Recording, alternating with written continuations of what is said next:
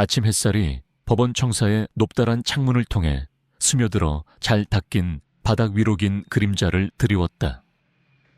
낡은 건물은 복도를 밟비오가는 사람들의 발소리가 대리석 표면에 부딪혀 울리면서 분주한 활기로 가득 차 있었다. 대기실의 조용한 한 구석 6살 루나는 작은 손을 무릎 위에 가지런히 모은 채 미동도 없이 앉아 있었다. 그녀가 입은 옅은 노란색 드레스는 새것이라 빳빳했고 마치 진열된 인형이 된 듯한 느낌을 주었다. 엘레노어 에인즈워스 부인이 오늘을 위해 특별히 골라준 드레스였다. 판사님께 단정하게 보일 것이라고 했다. 옷감이 루나의 살갗에 까슬거렸지만 루나는 꼼지락거려서는 안 된다는 것을 잘 알고 있었다. 에인즈워스 부부와 함께 지낸 석 달 동안 배운 교훈이었다. 방 건너편에서는 클래런스와 엘레노어 에인즈워스 부부가 값비싼 양복을 입은 변호사와 낮은 목소리로 이야기를 나누고 있었다. 변호사는 연신 고개를 끄덕이며 미소를 지었다.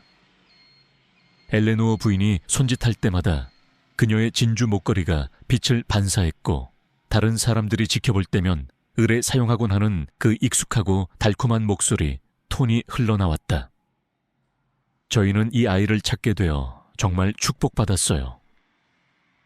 엘레노어 부인이 꿀처럼 진한 남부 억양으로 말했다. 주님께서 진정 이 귀한 아이에게로 저희를 인도하셨죠. 클래런스 씨는 아내 곁에 서서 한 손을 소유하듯 그녀의 어깨에 올려놓고 있었다. 그의 얼굴에는 집에서 늘 짓던 그 엄격한 표정이 어려 있었지만 지금은 옅은 미소로 가려져 있었다. 저희는 아이가 적절한 지도 아래서 잘 자랄 것이라고 믿습니다. 그가 적절한이라는 단어를 강조하며 덧붙였고 그 말에 루나의 속이 울렁거렸다. 한편 자신의 집무실에서 톰슨 판사는 책상에 앉아 에인즈워스 부부의 입양 서류를 꼼꼼히 검토하고 있었다. 코끝에 걸친 돋보기 안경 너머로 그는 서류를 한 장씩 넘기며 칭찬 일색인 추천서들과 이례적으로 빠르게 진행된 사건 경과에 주목했다. 에인즈워스 부부는 지역사회의 기둥입니다. 그의 사무관이 일전에 언급했었다. 교회 청소년부에서도 훌륭한 활동을 하셨고요. 톰슨 판사는 서류 작업의 정연함에 만족하며 혼자 고개를 끄덕였다. 모든 것이 제자리에 있었다. 모든 칸이 채워져 있었고 모든 서명이 완벽하게 정렬되어 있었다. 이렇게 깔끔하고 정돈되고 적절한 절차를 따르는 것. 세상은 마땅히 이래야 했다. 예정된 시간이 다가오자 법정은 금세 사람들로 가득 찼다. 지역 신문 기자들이 뒷줄에 자리를 잡고 수첩을 꺼냈다. 에인즈워스 부부의 교회 신도들은 목요일임에도 불구하고 가장 좋은 주일 옷을 차려입고 들어섰다. 나무 의자들이 수많은 방청객들의 무게에 삐걱거렸다. 모두가 기독교적 자선의 가슴 따뜻한 순간이라고 여기는 광경을 목격하기 위해 열심이었다. 법정 관리인이 개회를 선언했을 때 그의 목소리에는 이런 소송 절차에서는 보기 드문 따뜻함이 묻어 있었다. 존경하는 재판장님, 오늘 저희는 클래런스 및 엘레노어 에인즈워스 부부의 루나 양 입양건으로 이 자리에 모였습니다. 그가 덧붙였다. 에인즈워스 부부께서는 수년간 위탁 부모로 봉사하셨으며 우리 지역 사회에서 존경받는 분들입니다. 루나는 법원 보조원의 손에 이끌려 법정 앞으로 나섰다. 그녀의 에나멜 구두가 바닥에 부딪히며 부드럽게 또각거렸고 한 걸음 한 걸음 조심스럽게 옮겨졌다. 에인즈워스 부부는 판사석 근처 테이블에 앉아 있었고 방청객들에게는 자부심으로 보이는 미소를 띠고 있었다. 엘레노어 부인이 손을 뻗어 그들 사이의 자리를 토닥이며 룬에게 앉으라고 손짓했다. 서류 뭉치를 든 피곤해 보이는 사회복지사가 일어나 간략한 진술을 했다. 루나는 에인즈워스 가정에 잘 적응했습니다. 그녀는 서류를 거의 보지도 않고 보고했다. 지시사항을 따르고 적절한 행동을 유지하는 데 있어 뚜렷한 향상을 보였습니다. 톰슨 판사는 정식 절차를 시작했고 그의 목소리는 조용한 법정 전체에 권위의 무게를 실어 울려 퍼졌다. 그가 말하는 동안 루나의 시선은 천천히 회전하는 커다란 천장 선풍기로 향했다. 규칙적인 움직임은 최면을 거는 듯했고 아래에서 일어나는 일로부터 약간 벗어난 느낌을 주었다. 선풍기 날개가 만들어내는 변화무쌍한 그림자는 에인즈워스 씨 덱 침대 매트리스 밑에 숨겨둔 그림들을 떠올리게 했다. 엄마 그림 할머니 그림 그리고 그 이전의 삶에 대한 그림들. 한 번은 엘레노어 부인이 그림 하나를 발견하고는 얘야, 이 집에서는 과거에 얽매이지 않는단다 라며 찢어버렸었다. 톰슨 판사는 격식 있는 입양 대본을 계속 읽어 내려갔고 그의 어조는 절제되고 공식적이었다. 그 말들은 익숙한 조수처럼 법정을 휩쓸었고 각 구절은 예견된 결론을 향해 의식을 이끌어갔다. 마침내 그가 룬에게 시선을 돌렸을 때 방 안은 더욱 조용해졌다. 루나, 그가 자신이 생각하기에 부드러운 목소리로 말했다. 에인즈워스 씨와 부인을 너의 영원한 가족으로 받아들이고 입양되는 것에 동의하니. 그의 질문 뒤에 이어진 침묵은 무겁게 느껴졌다. 루나는 등 뒤에서 엘레노어 부인의 손이 아주 살짝 누르는 것을 느낄 수 있었다. 그것은 그녀가 익히 알고 있는 경고의 손길이었다. 옆에서는 클래런스 씨의 긴장감이 전해졌다. 그가 화를 내기 전에 턱을 꽉 다무는 소리까지 들리는 듯했다. 마침내 나온 그녀의 목소리는 속삭임보다 겨우 클 정도였다. 지하셀, 단 한마디. 그 단어는 허공에 떠도는 듯했다. 방청석에서 수군거리는 소리가 파문처럼 일었고 사람들이 자리를 고쳐 앉고 옆 사람에게 속삭이면서 소리는 점점 커졌다. 엘레노어 부인의 손이 루나의 등에서 뻣뻣해졌고 손가락이 아플 정도로 파고들었다. 톰슨 판사의 미간 주름이 깊어졌다. 법정 안으로 퍼져나가는 소란을 지켜보면서 일이 이렇게 진행되어서는 안 되었다. 이것은 적절한 절차가 아니었다. 그가 의사봉을 한번 내리치자 날카로운 소리가 커져가는 소음을 갈랐다. 정숙, 그가 명령했다. 그리고 법정 문을 봉쇄하시오. 법정 관리인들이 재빨리 움직여 무거운 나무 문을 닫았고 그 잠금소에 소리가 긴장된 분위기 속에서 유난히 크게 울렸다. 그 소리는 이제 조용해진 방 전체에 메아리치는 듯했고 모든 것이 갑작스럽고 예기치 않게 변해버린 순간을 알렸다. 루나의 작은 어깨는 미세하게 떨리고 있었지만 그녀의 시선은 여전히 천장 선풍기에 느릿한 회전에 고정되어 있었다. 마치 그 단조로운 움직임만이 이 숨막히는 현실로부터 벗어날 수 있는 유일한 탈출구인 것처럼. 방청석의 웅성거림은 잦아들었지만 그 자리에 남은 모든 이들의 시선은 이제 한 곳 작은 소녀 루나와 그녀가 내뱉은 불가사의한 단어 지하실내에 집중되어 있었다. 무엇이 그곳에 있기에 이토록 평범해 보이던 입양 절차가 일순간에 중단되고 법정 전체가 봉쇄되는 극단적인 상황에 이르게 된 것일까? 엘레노어 에인즈워스 부인의 완벽하게 관리된 미소는 이미 산산조각 나 있었고 클래런스 씨의 얼굴에서는 평소의 엄격함 대신 당혹감과 분노가 뒤섞인 기묘한 표정이 떠올랐다. 톰슨 판사는 안경 너머로 루나를 응시했다. 그의 오랜 판사 생활 동안 이런 경우는 처음이었다. 한 아이의 한마디가 이토록 거대한 파장을 일으킨 적은 그는 직감했다. 이 작은 소녀가 품고 있는 비밀은 그저 단순한 아이의 변덕이나 두려움이 아니라는 것을. 그 뒤에는 훨씬 더 어둡고 복잡한 진실이 숨겨져 있을 터였다. 그리고 그는 그 진실을 밝혀내야만 했다. 무겁게 닫힌 법정 문이 마지막으로 둔탁한 소리를 내며 안쪽으로 잠기자 방청석의 속삭임은 일순간 잦아들고 숨막히는 침묵만이 감돌았다. 2명의 보안 요원이 입구 근처에 자리를 잡고 그들의 존재만으로도 긴장감은 더욱 팽팽하게 당겨졌다. 톰슨 판사는 돋보기 안경을 벗어 조심스럽게 판사석 위에 내려놓았다.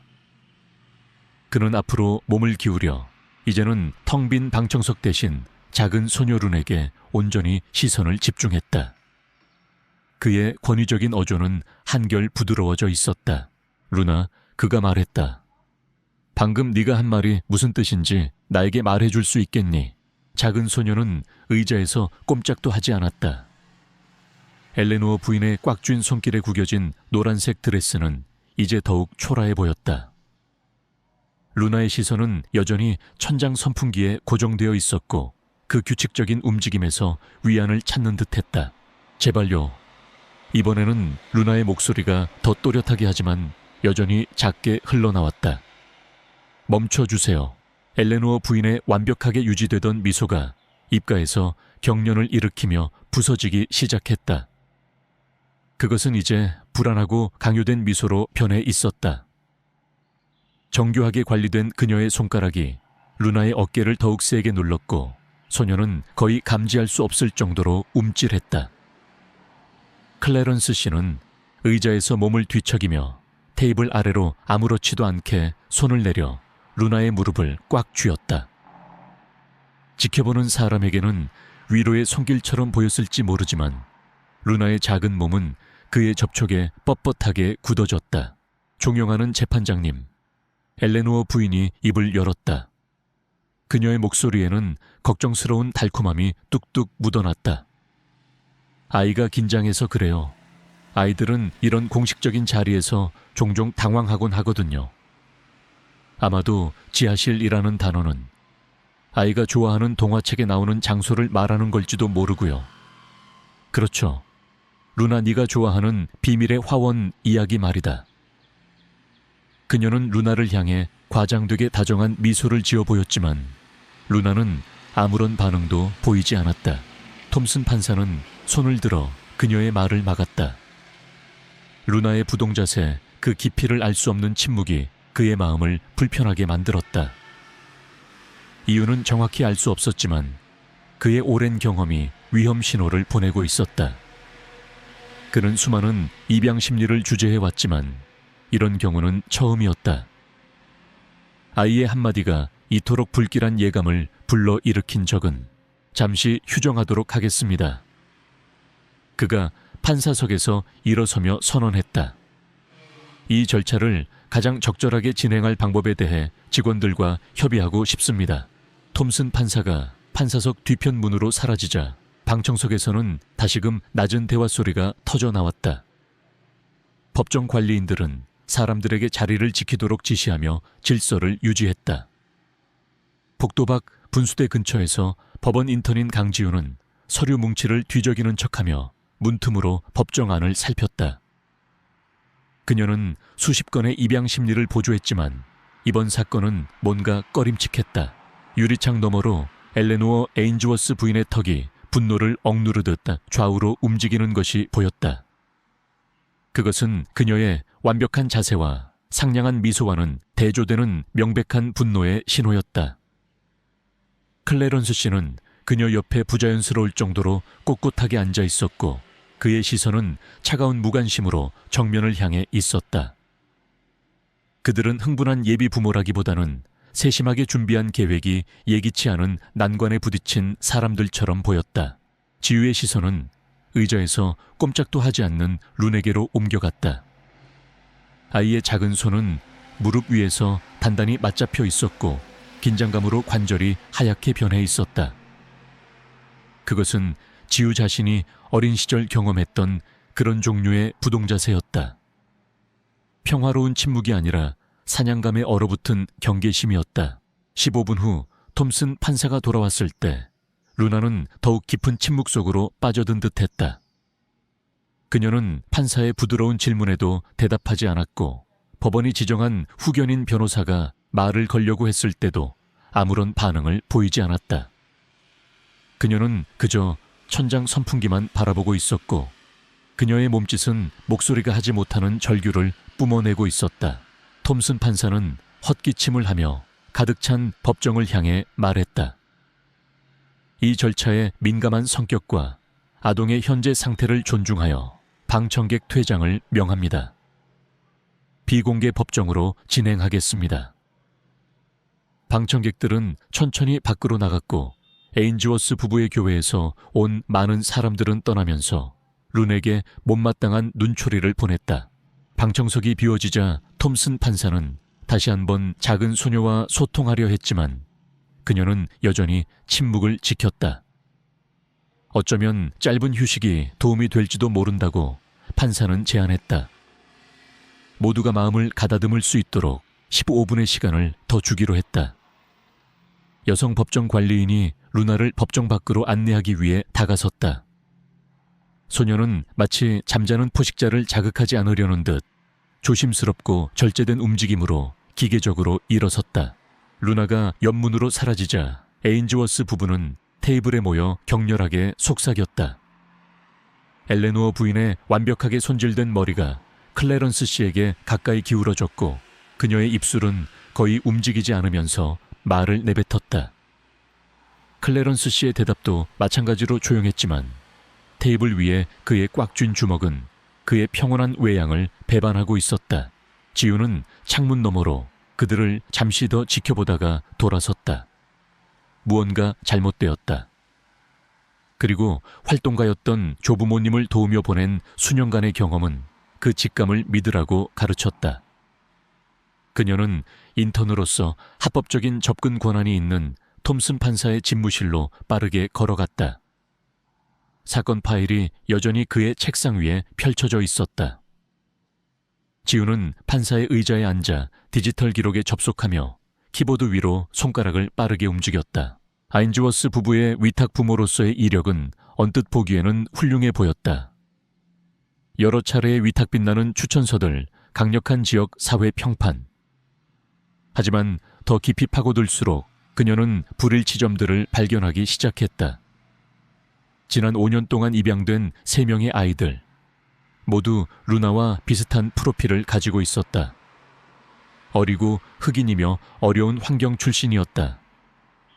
그녀의 주의를 끈 것은 거기에 있는 내용이 아니라 없는 내용이었다. 이 아이들의 퇴소 보고서는 이상할 정도로 내용이 부실했고 그들의 적응과 발전에 대한 일반적인 상세 기록이 빠져 있었다. 지우의 심장이 빠르게 뛰었다. 파일들을 클릭할수록 패턴은 미묘하지만 분명했다. 각 아이는 입양 후 최소한의 후속 조치만 기록된 채 사실상 시스템에서 사라졌다. 학교 기록도 의료 기록도 에인즈워스 가정에 들어간 후 실제로 그들에게 무슨 일이 일어났는지 나타내는 어떤 것도 없었다. 지우는 빠르게 작업하여 관련 파일들을 복도 끝에 있는 프린터로 전송했다. 기계가 윙윙거리며 작동하기 시작했고 문서들이 한 장씩 토해져 나왔다. 그녀는 따뜻한 종이들을 모아 일관된 순서로 정리했고 손이 약간 떨리는 것을 느꼈다. 컴퓨터의 타임스탬프는 단지 10분밖에 지나지 않았음을 보여주었다. 앞으로 5분 후면 모두가 법정으로 돌아올 것이고 절차는 아무 일도 없었던 것처럼 계속될 터였다. 하지만 무언가 일어났다. 무언가 일어나고 있었다. 그리고 지우는 자신이 훨씬 더 어두운 퍼즐 조각들을 손에 쥐고 있다는 불길한 예감을 떨쳐버릴 수 없었다. 그녀는 조부모님께서 늘 하시던 말씀을 떠올렸다. 진실은 숨기려 해도 흔적을 남기는 법이란다. 그 흔적을 어디서 찾아야 하는지, 그리고 그것을 볼 용기만 있으면 되는 게야. 루나의 한마디, 지하실. 그 단어가 지우의 뇌리에서 떠나지 않았다. 그곳에 무엇이 있기에 어린 소녀가 그토록 두려워하는 것일까? 법원 구내식당은 점심시간에 왁자지껄함으로 부산했지만 강지우는 거의 아무것도 느끼지 못했다. 그녀는 구석 테이블에 홀로 앉아 있었고 노트북 옆에는 손도 대지 않은 샌드위치가 놓여 있었다. 통밀빵은 인공적인 냉방바람에 말라가고 있었다. 달아빠진 포마이카 테이블 위에는 빵 부스러기가 흩어져 있었다. 그녀의 손가락은 위탁보호기관의 데이터베이스를 더 깊이 파고들며 빠르게 키보드 위를 움직였다. 인턴 자격증명을 사용하여 내부 시스템에 접속했다. 익숙한 로그인 화면, 그것은 그녀가 조심스럽게 숨겨진 비밀이라고 의심하는 것들로 향하는 관문이었다.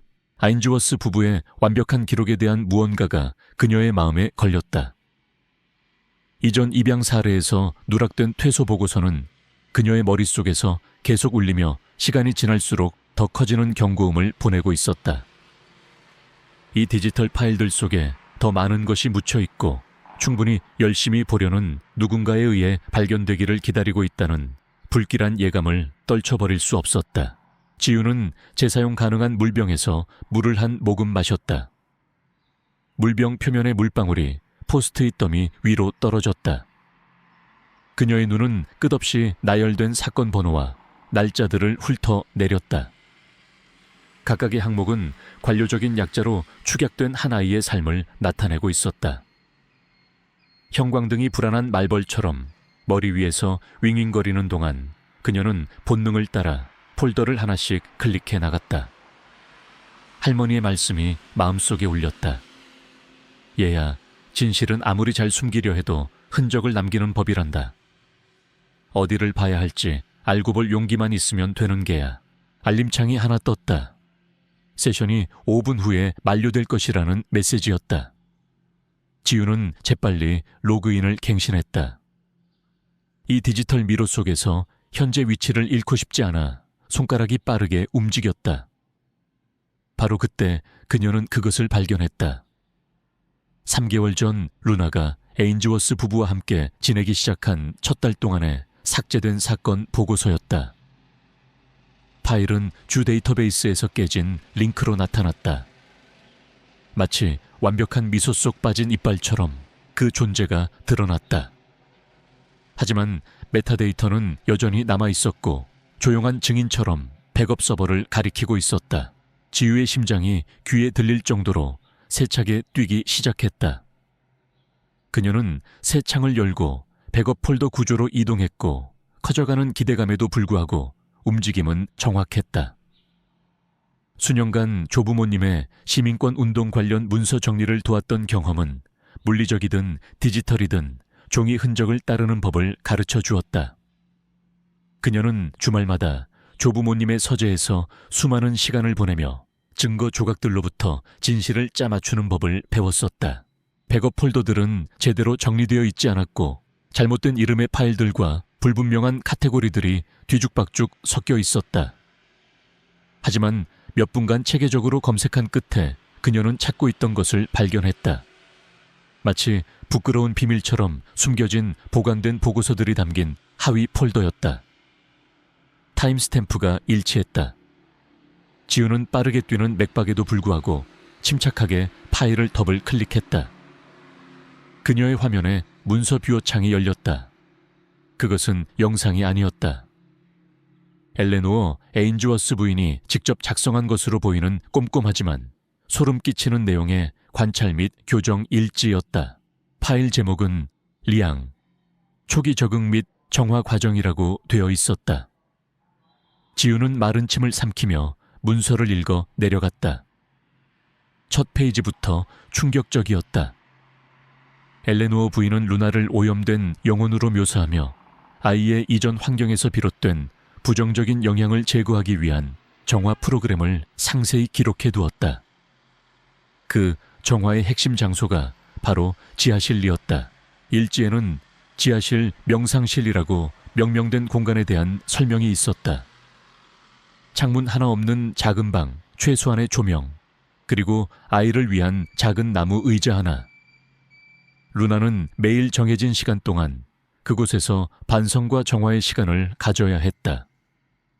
일지에는 루나가 지하실에 내려가기를 거부하거나 울음을 터뜨릴 때마다 격리 시간 연장 및 식사 제한과 같은 교정 조치가 취해졌다고 적혀 있었다.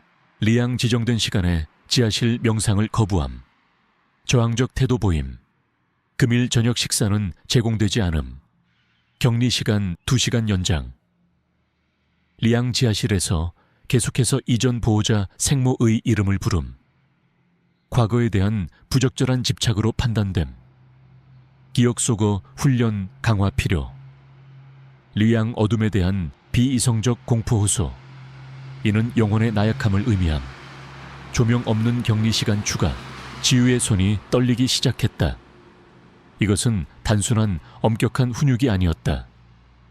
이것은 어린아이의 정신을 체계적으로 파괴하려는 시도였다. 엘레노어 부인의 글씨체는 우아했지만 그 내용은 악마의 속삭임과 같았다. 일지에는 정화 목욕이라는 항목도 있었다. 루나가 불결한 생각이나 행동을 보일 때마다 시행되는 의식이었다.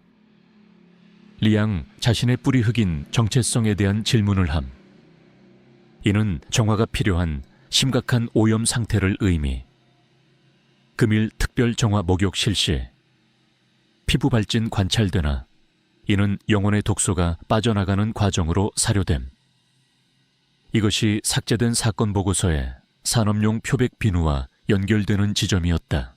지우는 분노와 슬픔으로 목이 메어 점심 식사는 완전히 잊어버렸다. 그녀는 재빨리 일지 파일을 노트북에 저장하고 관련 문서를 다시 한번 정리했다. 그녀의 움직임은 긴급했지만 통제되어 있었다. 전문적인 공간에서의 훈련이 그녀가 당장 뛰쳐나가지 않도록 막아주었다. 구내식당의 소음은 멀리서 들려오는 운걸거림처럼 희미해졌고 그녀는 다음에 해야 할 일에 집중했다. 그녀의 마음은 이미 몇 단계 앞서 있었다. 점심시간이라 법원 복도는 비교적 한산했고 그녀의 발소리가 대리석 바닥에 부딪혀 메아리 쳤다. 그 소리는 높은 천장에 부딪혀 닫힌 문들 뒤에서 들려오는 희미한 목소리들과 뒤섞였다. 그녀는 노크도 하지 않았다. 인턴으로서 그녀는 톰슨 판사가 위기 상황에서도 습관처럼 항상 책상에서 사건을 검토하며 점심을 먹는다는 것을 알고 있었다. 지우가 문을 박차고 들어갔을 때 톰슨 판사는 샌드위치에서 눈을 들었다. 그녀는 약간 숨이 차 있었고 노트북을 방패처럼 가슴에 꼭 안고 있었다. 재판장님, 그녀가 핏줄을 타고 흐르는 긴급함에도 불구하고 목소리를 침착하게 유지하려 애쓰며 말했다. 지금 당장 이것을 보셔야 합니다. 그녀는 그의 책상 위에 노트북을 놓고 그를 향해 각도를 맞추었다. 톰슨 판사는 샌드위치를 내려놓고 종이 냅킨에 손을 닦았고 지우가 재생 버튼을 누르자 그의 표정은 방해받은 것에 대한 가벼운 짜증에서 집중된 관심으로 바뀌었다. 화면에는 엘레노어 에인즈워스 부인의 일지 내용이 페이지별로 스캔되어 나타났다. 지우는 마우스로 특정 부분을 확대하며 설명했다.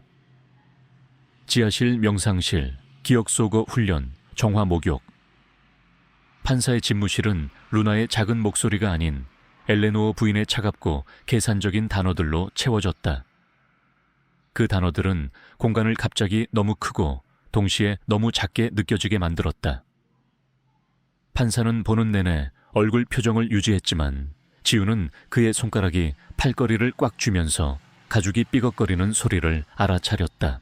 엘레노어 부인이 루나의 피부 발진을 영혼의 독소가 빠져나가는 과정이라고 기록한 부분을 읽었을 때 판사의 턱이 눈에 띄게 경직되었고 그의 세심하게 유지된 전문가적 가면 아래 근육이 꿈틀거렸다.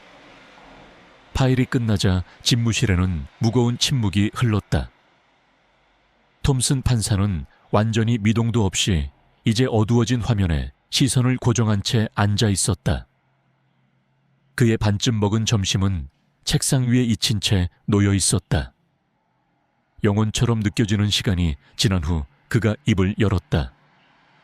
그의 목소리는 낮고 통제되어 있었지만 지우가 전에 들어본 적 없는 날카로움이 서려 있었다. 강지우 인턴, 그가 천천히 고개를 돌려 지우를 바라보았다. 그의 눈에는 깊은 분노와 함께 이 사건을 끝까지 파헤치겠다는 단호한 결의가 어려 있었다.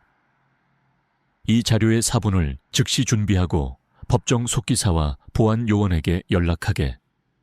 그리고 아동 심리 전문가인 첸 박사에게도 연락해서 가능한 한 빨리 법원으로 와달라고 요청하게. 루나에게 더 이상 충격을 주지 않고 진실을 밝혀내야 하네. 그는 자리에서 일어섰고 의자가 벽에 부딪히며 뒤로 밀려났다. 휴정은 끝났네. 지금 당장 심리를 재개하겠네.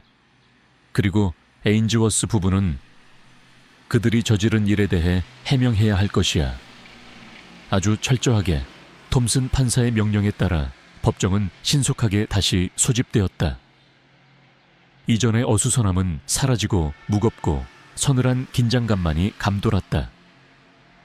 강지우 인턴이 발견한 엘레노어 에인즈워스 부인의 관찰 및 교정 일지, 사본이 판사석과 검사 측, 그리고 에인즈워스 부부의 변호인에게 전달되었다. 클래런스와 엘레노어 에인즈워스 부부는 피고인석에 앉아 있었고 그들의 얼굴에는 이제 명백한 불안감과 분노가 뒤섞여 있었다. 엘레노어 부인은 더 이상 우아한 미소를 가장하지 못했고 그녀의 손은 하얗게 질린 채 핸드백을 움켜쥐고 있었다.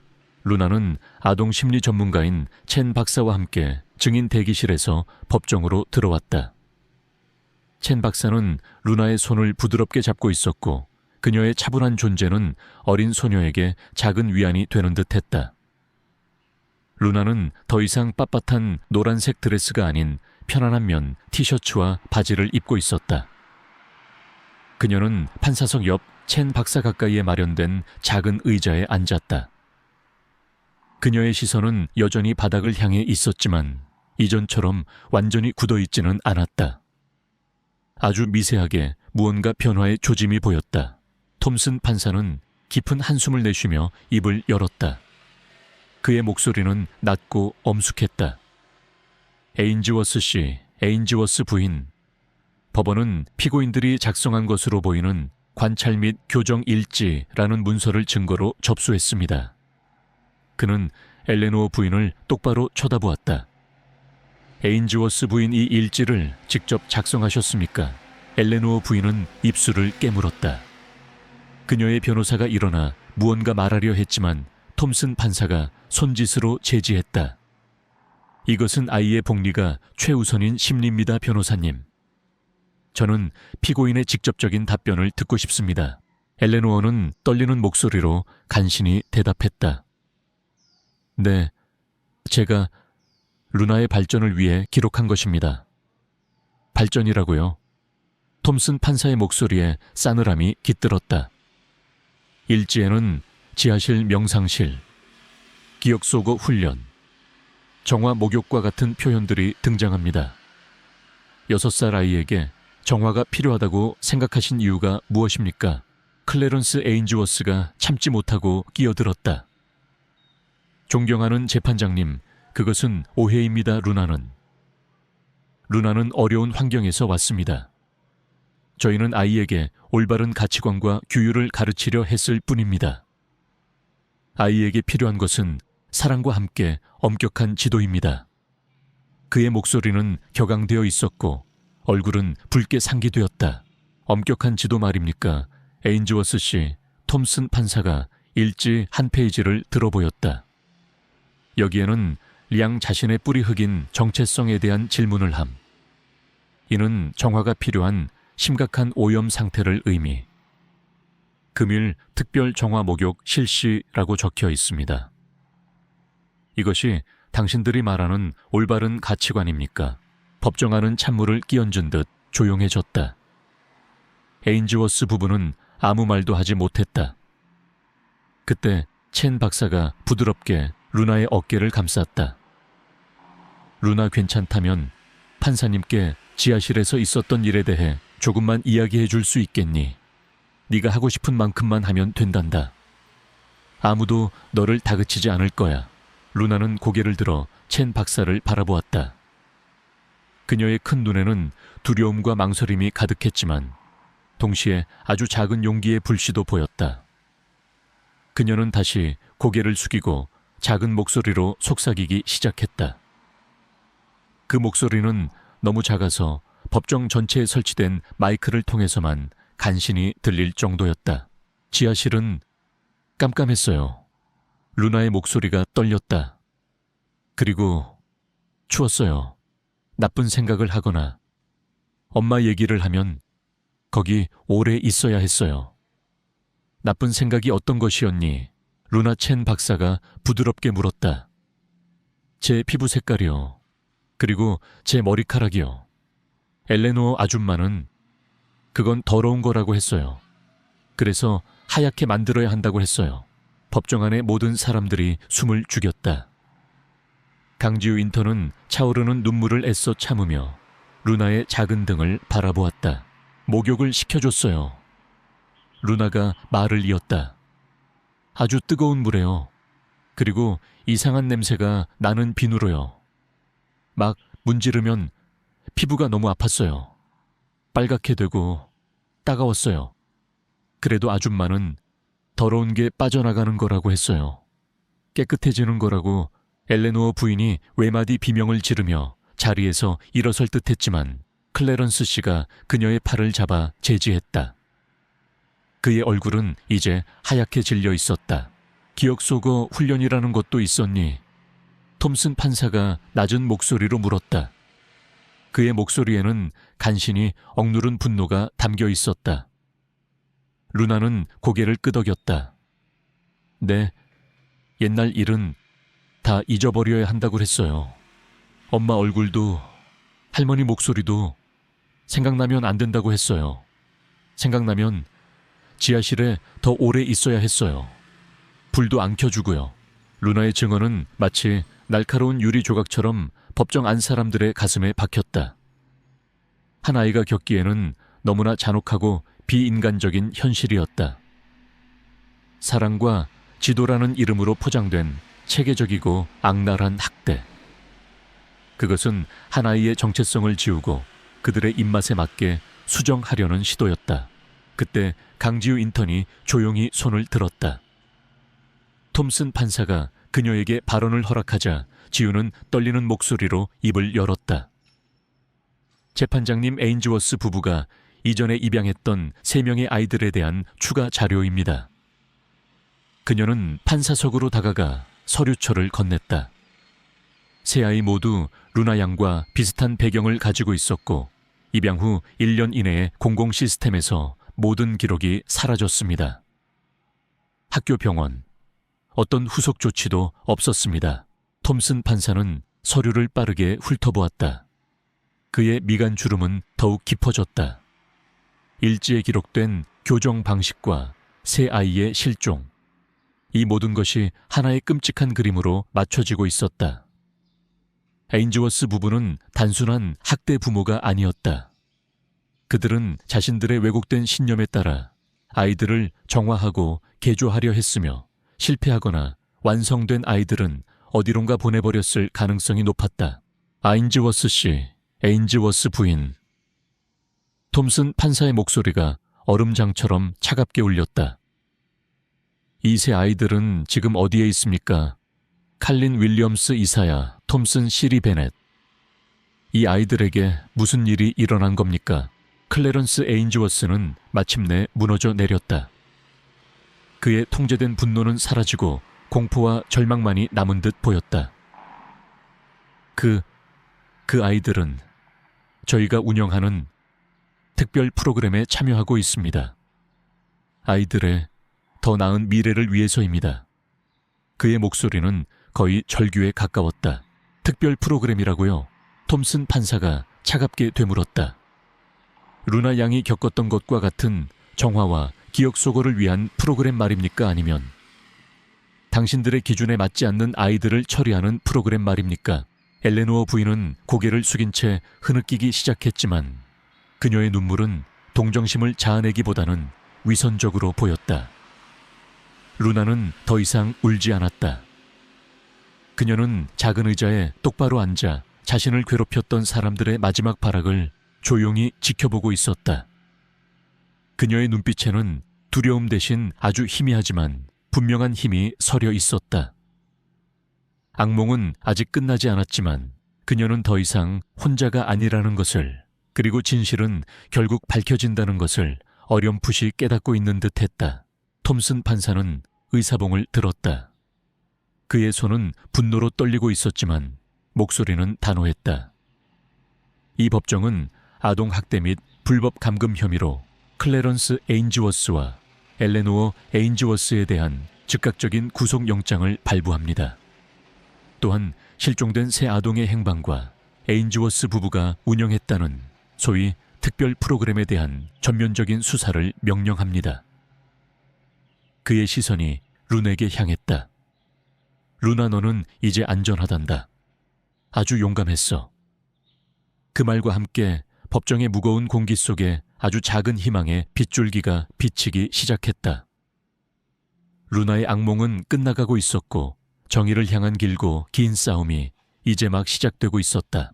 톰슨 판사의 의사봉이 법정 바닥을 내리치는 소리와 함께 클래런스와 엘레노어 에인즈워스 부부의 위선적인 가면은 산산조각 났다.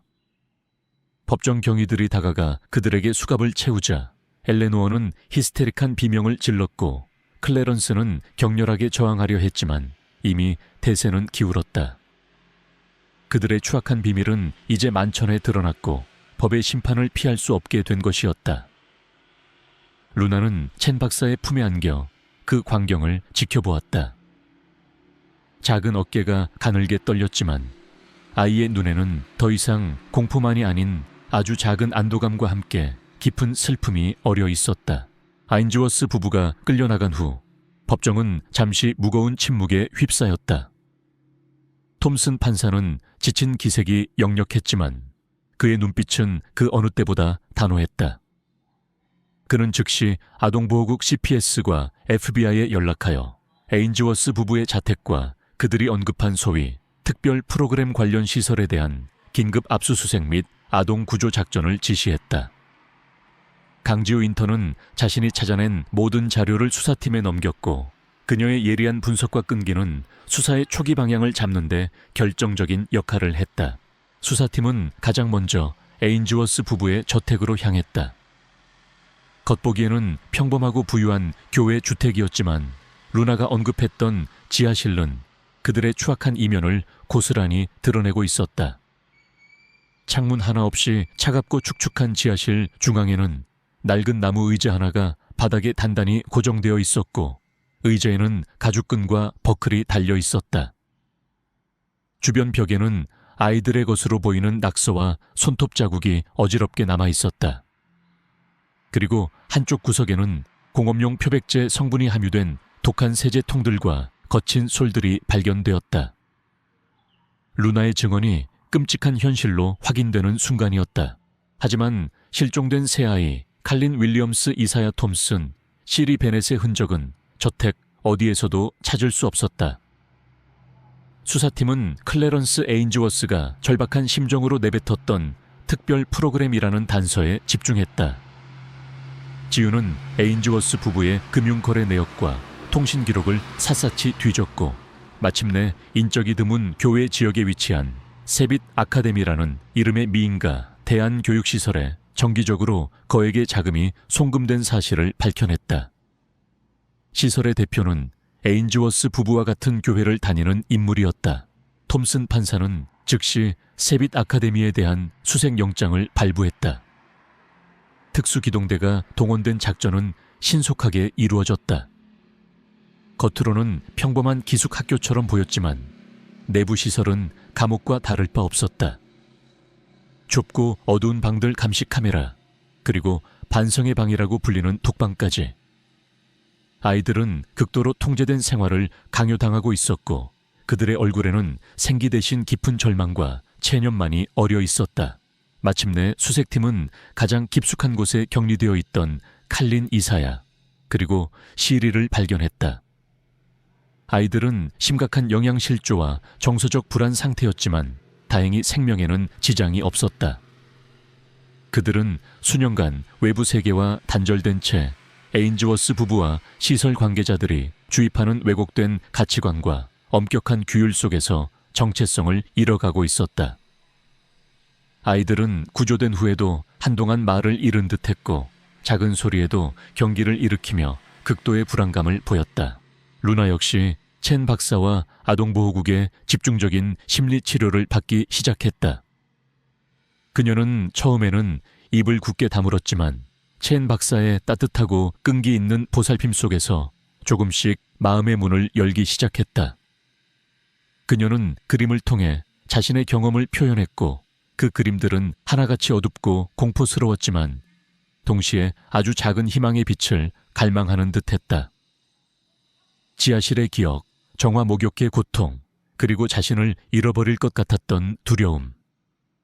그 모든 것이 첸 박사와의 상담을 통해 천천히 수면 위로 떠올랐고 루나는 비로소 자신의 악몽과 정면으로 마주할 용기를 얻기 시작했다. 아인즈워스 부부 사건은 미국 전역을 충격에 빠뜨렸다. 언론은 연일 이 사건을 대서특필했고 입양 시스템의 허점과 아동 학대 문제에 대한 사회적 경각심이 최고조에 달했다.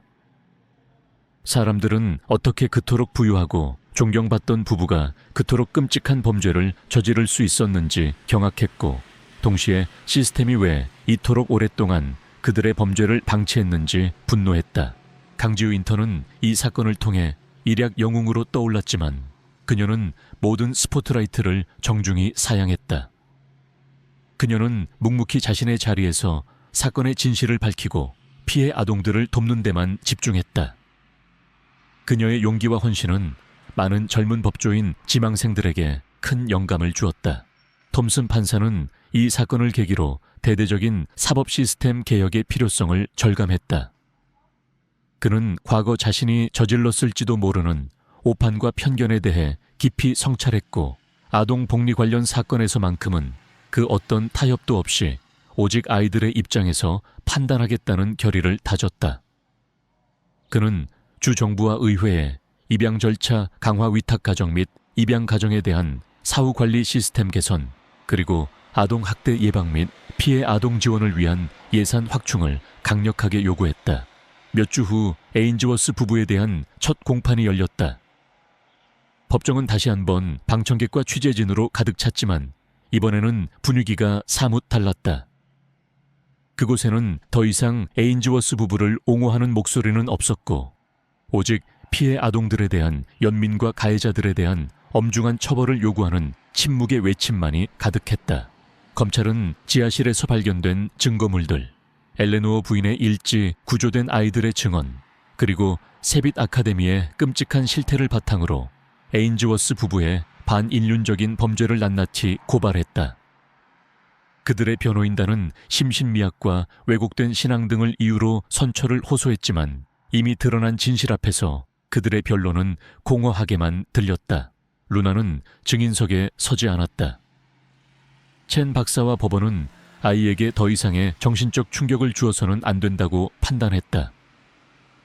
대신 그녀가 그린 그림들과 첸 박사와의 상담 내용 일부가 증거로 제출되었다. 그림 속의 작은 소녀는 여전히 어둠 속에 갇혀 있었지만 그림 한 구석에는 아주 작은 창문이 그려져 있었고 그 창문 너머로는 희미한 별빛이 보였다. 그것은 루나가 놓지 않았던 마지막 희망의 증표였다. 시간이 흘러 마침내 심판의 날이 다가왔다. 톰슨 판사는 배심원단의 유죄 평결을 바탕으로 판결문을 읽어 내려갔다. 그의 목소리는 낮고 엄숙했지만 그 안에는 추상 같은 단호함이 서려 있었다. 피고인 클래런스 에인즈워스와 엘레노어 에인즈워스는 아동을 보호하고 양육해야 할 신성한 의무를 저버리고 자신들의 왜곡된 신념을 만족시키기 위해 무고한 아이들의 육체와 영혼에 치유하기 어려운 상처를 입혔습니다. 이 법정은 피고인들에게 법이 허용하는 최고형을 선고함으로써 우리 사회가 아동 학대를 결코 용납하지 않으며 가장 약한 존재들을 보호하기 위해 모든 노력을 다할 것임을 분명히 밝히는 바입니다. 무기징역. 그 단어가 법정 안에 울려 퍼졌을 때 엘레노어 부인은 마침내 절규하며 무너져 내렸고 클래런스 씨는 핏기 없는 얼굴로 고개를 떨구었다. 그들의 몰락은 한 개인의 비극을 넘어 사회 시스템의 맹점과 인간의 추악한 이면을 드러내는 경고와도 같았다. 심판은 내려졌지만 루나와 다른 아이들의 상처가 치유되기까지는 아직도 길고 긴 시간이 필요할 터였다. 하지만 적어도 그들은 이제 어둠의 지하실에서 벗어나 따뜻한 햇볕 아래서 새로운 삶을 시작할 기회를 얻게 된 것이었다. 그리고 그 작은 기회야말로 이 끔찍한 사건 속에서 피어난 한 줄기 희망이었다. 아인즈워스 부부에 대한 법의 엄중한 심판이 내려진 후 법정의 무거운 공기는 서서히 걷히기 시작했지만 루나와 다른 아이들의 마음속에 드리워진 어둠은 쉽게 가시지 않았다. 그들에게는 이제 길고 지난한 치유의 여정이 기다리고 있었다. 첸 박사와 아동보호국의 헌신적인 전문가들은 아이들 각자의 상처에 맞는 맞춤형 지원 프로그램을 시작했다. 루나는 처음 몇 달 동안 극도의 불안감과 악몽에 시달렸다. 밤에는 지하실의 어둠과 엘레노어 부인의 차가운 목소리가 꿈속에 나타났고, 낮에는 낯선 사람들의 작은 손길에도 경기를 일으키듯 몸을 움츠렸다. 하지만 첸 박사는 조급해하지 않고 루나의 곁을 지켰다.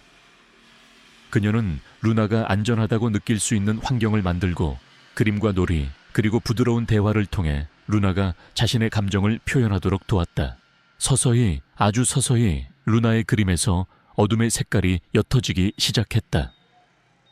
검은색과 회색으로만 가득 찼던 도화지 위에 아주 작은 노란색 햇살이 그려졌고, 앙상했던 나무에는 푸른 잎사귀가 돋아났다. 그녀는 더 이상 자신을 유리병 속에 가두지 않았다. 대신 넓은 초원을 뛰어노는 작은 소녀를 그리기 시작했다.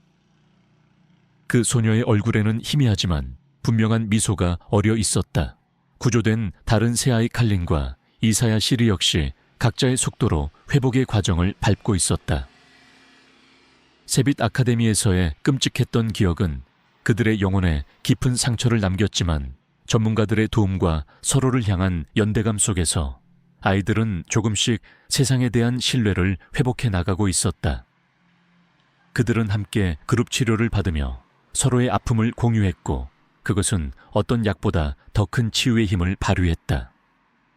특히 시리는 자신보다 어린 동생들을 살뜰히 챙기며 잃어버렸던 언니로서의 역할을 되찾아가는 듯했다. 한편 톰슨 판사는 에인즈워스 사건을 계기로 자신이 시작한 사법 시스템 개혁에 모든 열정을 쏟아부었다. 그는 주의회 청문회에 출석하여 입양 및 아동복지 시스템의 구조적인 문제점들을 조목조목 지적했고, 아동의 목소리가 최우선으로 존중되는 시스템 구축의 필요성을 역설했다. 그의 용기 있는 자기반성과 진심 어린 호소는 많은 이들의 공감을 얻었고, 마침내 루나 법안이라는 이름으로 아동보호 시스템 강화 법안이 통과되는 결실을 보았다. 이 법안에는 위탁 및 입양 가정에 대한 불시 점검 강화, 아동 학대 신고 시스템 개선, 그리고 피해 아동을 위한 전문 심리치료 지원 확대 등의 내용이 포함되었다. 강지우 인턴은 이 모든 과정에서 톰슨 판사의 든든한 조력자 역할을 했다. 그녀는 더 이상 인턴이 아니었다. 사건 이후 정식 법원 연구원으로 채용된 그녀는 루나 법안의 초안 작성에 참여했고, 피해 아동들의 권익을 대변하는 일에 자신의 모든 능력을 쏟아부었다. 그녀의 눈에는 이제 풋풋함 대신 정의를 향한 확신과 소명의식이 빛나고 있었다. 그녀는 언젠가 톰슨 판사와 같은 훌륭한 법조인이 되어 루나와 같은 아이들이 더 이상 고통받지 않는 세상을 만들겠다는 꿈을 꾸기 시작했다. 시간이 흘러 루나는 새로운 위탁 가정에 정착하게 되었다. 따뜻한 마음씨를 가진 아이들의 그림책을 만드는 작가 부부였다. 그들은 루나의 과거를 알고 있었지만 결코 그것을 캐묻거나 동정하려 하지 않았다. 대신 그들은 루나에게 충분한 시간과 공간을 주었고, 루나가 스스로 마음의 문을 열 때까지 묵묵히 기다려주었다. 새 집에는 지하실이 없었다. 대신 햇살이 가득 들어오는 다락방이 있었고, 그곳은 루나만의 작은 아지트가 되었다. 루나는 그곳에서 그림을 그리고 책을 읽고 가끔은 창밖을 하염없이 바라보며 생각에 잠기곤 했다. 그녀는 여전히 말이 많지는 않았지만 그녀의 얼굴에는 이전에는 볼 수 없었던 평온함과 함께 아주 가끔씩이지만 해맑은 웃음이 피어나기도 했다. 어느덧 루나가 새 가정에서 생활한 지 1년이 되는 봄날이었다. 그녀는 이제 7살이 되었고 동네 초등학교에 입학하여 새로운 친구들을 사귀고 있었다. 학교에서 돌아온 루나는 위탁 부모님과 함께 뒷마당에서 작은 텃밭을 가꾸고 있었다. 그녀의 작은 손으로 심은 토마토 모종과 상추 씨앗이 파릇파릇 싹을 틔우고 있었다. 루나야, 이것 봐. 네가 심은 방울토마토가 벌써 이렇게 자랐네. 위탁아버지가 루나를 번쩍 안아 올리며 말했다. 루나는 작은 토마토 모종을 보며 환하게 웃었다. 그 미소는 과거의 아픔을 모두 지워버릴 만큼 밝고 순수했다. 그녀는 더 이상 어둠 속에 갇힌 소녀가 아니었다. 그녀는 햇살 아래서 자신의 삶을 가꾸어가는 강인하고 아름다운 작은 생명이었다.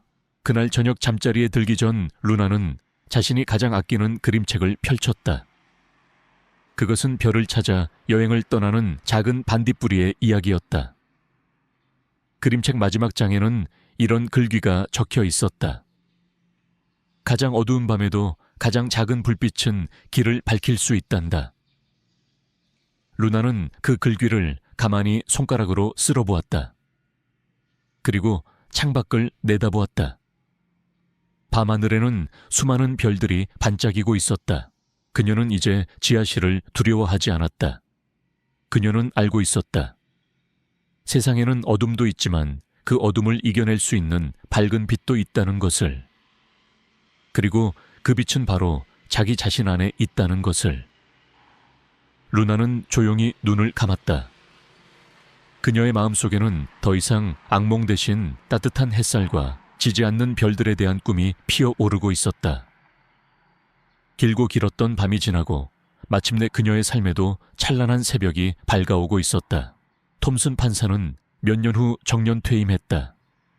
그는 더 이상 법복을 입지 않았지만 그의 열정은 식지 않았다. 그는 루나 법안을 통해 설립된 아동권리위원회의 명예 고문으로 활동하며 여전히 아이들의 목소리에 귀 기울이고 그들의 권익을 위해 싸웠다. 강지우 연구원은 이제 유능한 아동인권 변호사가 되어 법정 안팎에서 제2, 제3의 루나들을 위해 목소리를 높이고 있었다. 그리고 루나. 그녀는 밝고 건강한 소녀로 자라났다. 가끔씩 과거의 그림자가 그녀를 찾아올 때도 있었지만 그녀는 더 이상 혼자가 아니었다. 그녀 곁에는 그녀를 사랑하는 가족과 친구들, 그리고 그녀를 지지하는 수많은 사람들이 있었다. 그녀는 자신의 경험을 바탕으로 다른 아픔을 가진 아이들을 돕는 사람이 되고 싶다는 꿈을 꾸게 되었다. 한때 법정을 공포로 몰아넣었던 한마디 지하실. 이제 그 단어는 루나에게 더 이상 절망의 상징이 아니었다.